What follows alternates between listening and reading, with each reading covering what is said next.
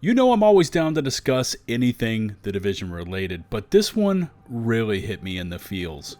Getting to go back and record old Division trailer footage, watching the action with the soundtracks. This universe just really seems to resonate with me. Real people, extraordinary circumstances, and some futuristic tech all whipped into just a beautiful mixture. What's going on, everybody? It's LtBuzzLitebeer, and welcome to my YouTube channel. And this one right here, I know you are going to enjoy. The Division is a game that threads that fine line between the present and the future, and this is no more evident than with our shade tech and tech in general throughout the game. And I'm not just talking about our agent skills.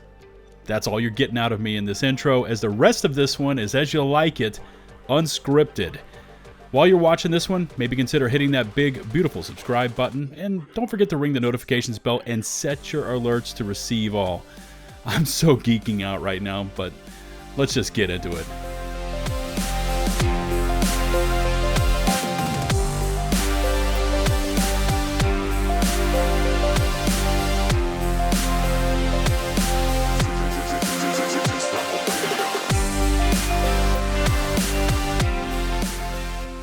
Okay, so I hope you've got your popcorn and favorite beverage set up for this one, because it's pretty damn cool. I've done some research here for you.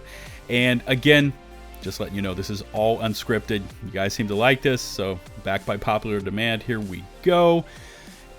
Anyway, what we're going to be doing today is taking a look back to pre-Division 1. So this is early concept, taking a look at some obscure clips, some ideas, some conceptualized armaments, and things like that we saw leading up to the Division 1. Of course, we're going to talk about the Division 1 up into the progression of tech into the Division 2 and what we could possibly see into the Division 3. Now, you probably took a look at that thumbnail. That thumbnail is pretty fire, right? And you're looking at it and you're like, oh my God, Buzz, you're pulling at our heartstrings. The Division 3, this looks badass. When is this coming? First off, I don't know when this is coming, but I wanted to explain that this was all kind of, I guess, motivated by this Star Wars, I guess we could call it infamous tweet from Julian Garrity over at Massive Entertainment, which led a lot of people to think that Star Wars was going to be coming out 2023. And then they further felt that, well, if Star Wars is coming out and they probably got the Avatar game, that means Massive's going to shift over way earlier than expected to the Division 3. Of course, Julian has later gone back in and added some clarification to this tweet. Is it truth? Is he covering his tracks? I honestly don't know. But at this point, it got me thinking about the Division franchise. We're talking about technology, development through the early concept days, Div 1, Div 2, and my ideas up to and including what we could see in the Division 3. Okay, through the power of editing, very quick transition over to this. As you can tell, this is the Division, probably from a very early build of the game, and that is an agent rounding the corner and stealth taking down a target with a taser. Now, I know a lot of you have asked for stealth and stealth takedowns in the game, and it just wasn't something added to it, and that's not why I'm exactly showing you this. But as far as the technology available to our shade agents, I think this is something on a very basic level we would have at our disposal. A taser, and of course demonstrating at least the basics of hand-to-hand combat, incapacitating targets.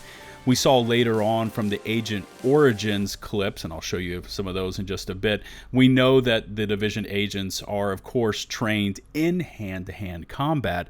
But here's an early version of the technology. You can see a vector, and of course, we've got this agent using a taser as part of a stealth takedown. Okay, you recognize this footage. This is from the 2013 E3 gameplay reveal trailer for the Division. Damn, doesn't it look so sexy? This portion of the video of my tech talk, we're talking about ISAC. ISAC stands for Intelligence System Analytic Computer. This was a shade agent's secret weapon, and in case you didn't know how the lore worked around this, ISAC was more than just a barking voice in our ear letting us know that the fire suppression systems weren't working in certain buildings, etc. ISAC was able to deliver information such as cause of death if we wanted to scan bodies. We could also scan living civilians as they wandered through New York City to see just how contagious they were. We could see our world map not as a projection on the ground, but the original concept was that the hologram was projected directly over our eyeballs via an overlay, as shade agents were using very special holographic contact lenses. Isaac certainly has much more enhanced capabilities than what I think we've seen directly through the Division 1 and 2, more than just a voice speaking in our ear. And this will play pretty heavily into what we could possibly see in the future for the Division 3. But before we break from this E3 trailer footage, of course, we need to talk about the eye in the sky, the drone. Not specifically the companion app and the fact that you can control this thing via a tablet just sitting on your couch, but the drone itself. This never made it into the Division 1. It had to wait for the Division 2, but it certainly had some enhanced capabilities. Recon was just one of them, buffing squad mates. There was even the capabilities of calling in airstrikes from the aerial view that you were able to afford via this drone system. Of course, I'm going to show you some more footage in just a little bit from a slightly newer trailer with even more of these drones and some different drone variations. And it's important that we talk about drones because they can factor very heavily as we would potentially move into the Division 3. Pay quick and close attention to your screen so you can see the agent cycle over to a Firefly drone, but this is the Division 1. Once again, drones never made it into the Division. We had to wait for the Division 2, but here you get to see the Firefly in action along with Chris, the tablet user, is back and doing his thing as the eye in the sky. I'm going to fast forward up so you can see exactly the capabilities of this blinder drone. It's pretty cool. I'm going to set this clip on repeat so you can watch this beauty in action. This is the blinder drone from the Division 1, and we just see it just pulsing its targets with this ultra bright white light. It's like a searchlight hitting them. No wonder they can't see. And we have come pretty far from that first conceptualized clip I showed you where an agent's basically just running around with a taser. Now we have tech capable of incapacitating targets. And here we are up to the 2016 release of the actual live game for the Division. Pretty wild ride just in those early years, from stealth takedowns with tasers and Isaac projecting holograms onto eyeballs and all sorts of drone and companion app ideas floating around out there. The live game, of course, releases, and we are now with slightly different variations of tech. We have Pulse, First Aid, and Support Station. We have the Sticky Bomb, the Turret, and the Seeker Mine.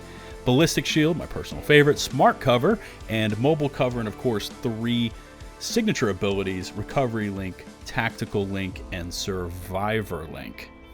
And before we just completely hop off of the Division 1, head over to the Division 2, which is going to be much faster, and the Division 3, we briefly need to talk about the advantageous technological advantage that Shade Agents had over any other faction or enemy type in NYC. Remember, it was just the Rioters, the Cleaners, the Rikers, and the Last Man Battalion. Now, they could certainly outman us and they could outgun us, but their tech was never on par with ours, except for the new enemy type we were introduced to in Update 1.5, the Hunters, who are very much our equal, and they factor, I think, heavily into what we could evolve into in the Division 3, which I'll explain a little bit more later. They wore masks in the Dark Zone that were just simply looked like hockey masks. They didn't have filtration systems. They had those damn EMP blasts that didn't require a deployment of a skill. It was on their person. They certainly had turrets and EMP stickies and things of that nature that were at their disposal that made them very much equals with us. Fast forward, and as the timeline indicates within the story lore, we are now 6 months removed from the deadly green poison pandemic in NYC. We're of course in Washington, D.C. We're again armed with the knowledge that Isaac provides us. We have pretty much the same skills as we began with in NYC, but now in Division 2. Let me just rattle through them. They're Pulse, Turret, Seeker Mines, Ballistic Shields, all standard stuff we had in Division 1. Now we have the Chem Launcher, kind of new, drones, and the Firefly, which I demonstrated was originally on the concept board for the Division 1, but they're now fully fleshed out in the Division 2. And of course we have the nanobot emitting Hive when it works. Also, just wanted to bring up the point that we're still kind of running around in our same basic Shade Agent armor configurations as we saw in the Division 1. We have a body armor vest, we have knee pads, gloves, a holster, a mask, a backpack, things like that. So we really haven't advanced past the point of what we saw originally in the Division game.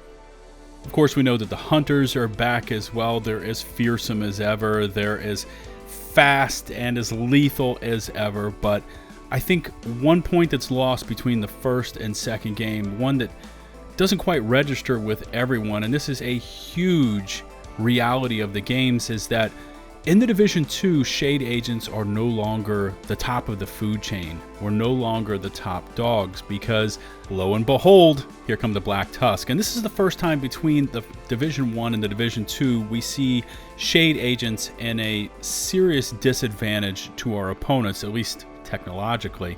The Black Tusk are far more superior in what they're able to bring to the battlefield. They have all of the mech available to them, the different styles of doggos, the drones, the mini tanks. We have these huge Black Tusk mini gunners wearing full body armor, carrying Gatling guns and restoration hives in their backpacks. They have the ability to disrupt. They have certainly explosive munitions in their arsenal. They are much more technologically advanced than Shade Agents currently are. And I say currently are because I really feel this is a possibility for the Division 3 that we could tap into some of that Black Tusk tech, incorporate it into our own designs, and maybe take it a few steps further.